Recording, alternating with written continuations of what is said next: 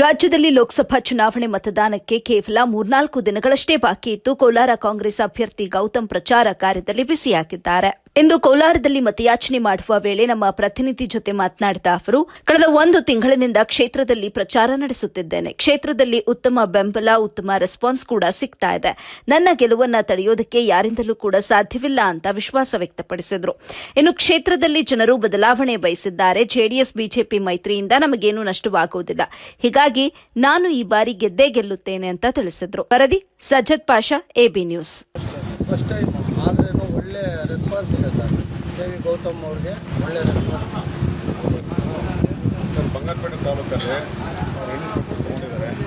ಹಂಗಾಗಿ ಅವ್ರ ಮಂಗಸ್ಥಾನ ಇದೆ. ಇನ್ಚಾರ್ಜಾಗಿ ಸುಮಾರು ಕಡೆ ಕೆಲಸ ಮಾಡಿದ್ದಾರೆ. ಕೋಲಾರ ಕೆಲಸ ಮಾಡಿದ್ದಾರೆ, ಎಲ್ಲ ಎಲೆಕ್ಷನ್ ಕೆಲಸ ಮಾಡಿದ್ದಾರೆ. ಅವ್ರ ತಂದೆ BBMPಯಲ್ಲಿ ಮೇಯರ್ ಆಗಿದ್ದಾರೆ. ಬಟ್ ಅವರು ಕಾಂಗ್ರೆಸ್ ಫ್ಯಾಮಿಲಿ, ಕಾಂಗ್ರೆಸ್ ಗುರುತಿಸೋದೇ ಒಳ್ಳೆ ಕ್ಯಾಂಡಿಡೇಟು ಯೂತ್ ಅಂತ ಹೇಳ್ಬಿಟ್ಟು ಎಜುಕೇಟೆಡು. ಅದು ನಮ್ಮ ಕಮ್ಯುನಿಟಿಯಲ್ಲಿ ಟಾಪ್ ಆಫ್ ಎಜುಕೇಟೆಡ್ ಚೆನ್ನಾಗಿ ಕೆಲಸ ಮಾಡಿದ್ದಾರೆ, ಇಂಜಿನಿಯರ್ ಅಂತ ಕೊಟ್ಟಿದ್ದಾರೆ. ಆ ನಂಬಿಕೆ ನಮಗೆ ನಮ್ಮ ಜನಾಂಗದವರು ಓಟ್ ಹಾಕ್ತಾರೆ. ಅದು ಅಲ್ಲದೆ ಮುಸಲ್ಮಾನರ ಸಪೋರ್ಟ್ ಇದೆ. ಖಂಡಿತ ಗೆಲ್ತಿನ ಉದ್ದೇಶ ನಮಗೆ. ಇಲ್ಲಿ MLA ಸಹಕಾರ ಕೊಟ್ಟಿದ್ದಾರೆ. ನಾವು ಬೆಂಗಳೂರಿಂದ ಏನಿಲ್ಲ ಅಂದರೆ ಬೆಳಗ್ಗೆ ಇದ್ದರೆ ಒಂದು 300-400 ಜನ ನಮ್ಮವರು ಗೆಲ್ಸ್ಕೋಬೇಕು ಅನ್ನೋ ಉದ್ದೇಶದಿಂದ ಸುಮಾರು ಜನ ಕಾರಿನಲ್ಲಿ, ಟ್ರೈನಲ್ಲಿ, ಬಸ್ಸಲ್ಲೆಲ್ಲ ಬಂದು ಕೆಲಸ ಮಾಡ್ತೀವಿ. ಅವ್ರಿಗೋಸ್ಕರ ಬ್ಯಾಂಗ್ಳೂರಿಂದ ಬಂದು ಸರ್ವಿಸ್ ಮಾಡ್ತಾಯಿದ್ದೀವಿ ನಾವು. ಹಾಗಾಗಿ ಲೋಕಲ್ನಲ್ಲಿ ತುಂಬ ಸಪೋರ್ಟ್ ಇದೆ. ಖಂಡಿತ ಗೆಲ್ತಾ ಅನ್ನೋ ಉದ್ದೇಶ ನಮಗಿದೆ. ಈಗ ಹೊರಗಿನವರು ಅಂತ ಹೇಳ್ತಾರಲ್ಲ, ಸೀತಾರಾಮ್ ಅವರು ಫೈನಾನ್ಸ್ ಮಿನಿಸ್ಟರ್ ಯಾರು? ನಿರ್ಮಲಾ ಸೀತಾರಾಮ್ ಅವರು ಬೇರೆ ರಾಜ್ಯದಿಂದ ಬಂದು ಇಲ್ಲಿ ಬಂದು ರಾಜ್ಯಸಭಾ ಮೆಂಬರ್ ಆಗಿ ಮಂತ್ರಿ ಆಗ್ಬೋದು.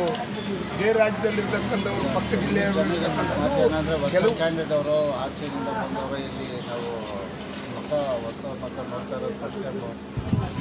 ಸೊ ಈ ಥರ ಆಯಿತು. ಇದರಿಂದ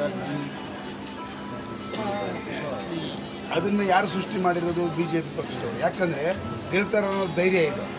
ಗೆಲ್ತಾರಂತ ಹೇಳ್ಬಿಟ್ಟು ಈ ರೀತಿ ಸೃಷ್ಟಿ ಮಾಡಿದ್ರೆ ಅವ್ರು ಸ್ವಲ್ಪ ಇದಾಗ್ತಾರೆ. ಜನರನ್ನು ಮೈಂಡ್ ಡೈವರ್ಟ್ ಮಾಡೋದು ಏನಿಲ್ಲ. 10 ವರ್ಷದಲ್ಲಿ BJP ಸರ್ಕಾರ ಏನಂತ ಎಲ್ಲರೂ ನೋಡಿದ್ದಾರೆ, ಬೇಜಾರಾಗಿದೆ.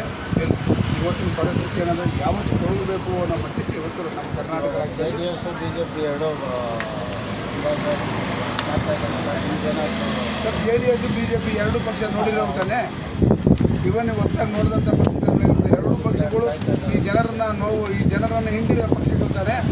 JDS ಬೇರೆ ನೋಡಿದ್ವಿ, ಅದರಿಂದ ಏನಾದರೂ ಏನೂ ಎಫೆಕ್ಟ್ ಆಗಲ್ಲ ಸರ್. ಕಾಂಗ್ರೆಸ್ ಪಕ್ಷ ಗೌತಮ್ ಗೆಲ್ತಾರೆ, 100% ಹೇಳ್ತಾರೆ.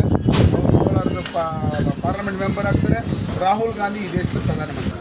16ರಿಂದ ಪ್ರಚಾರ ಕಾರ್ಯ ಮಾಡ್ತಾ ಇದ್ದೀವಿ.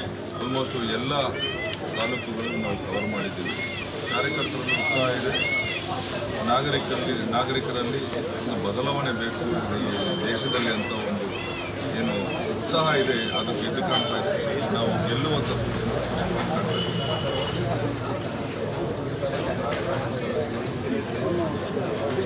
ಬಿಜೆಪಿ ಮಾಡುವ ಈಗ JDS ಆಗಿರ್ಬೋದು, JDS BJP ಕಂಪೇರ್ JDS ಏನು ಬರಬೇಕು ಅಂತ ಏನು ಮತಗಳಿದೆ, ಏನು ಜನಾಂಗ ಕೆಲವು ಸಪೋರ್ಟ್ ಮಾಡ್ತಾ ಇದ್ದಾರೆ. ಇಲ್ಲ ಯಾಕಂದರೆ ಏನು ಖಂಡಿತ ಕ್ಷೇತ್ರದಲ್ಲಿ ಬಿಟ್ಟು ಕಮ್ಯುನಿಸ್ಟ್ ಪಾರ್ಟಿ ಸೇರೋದ್ರಿಂದ ಅವರು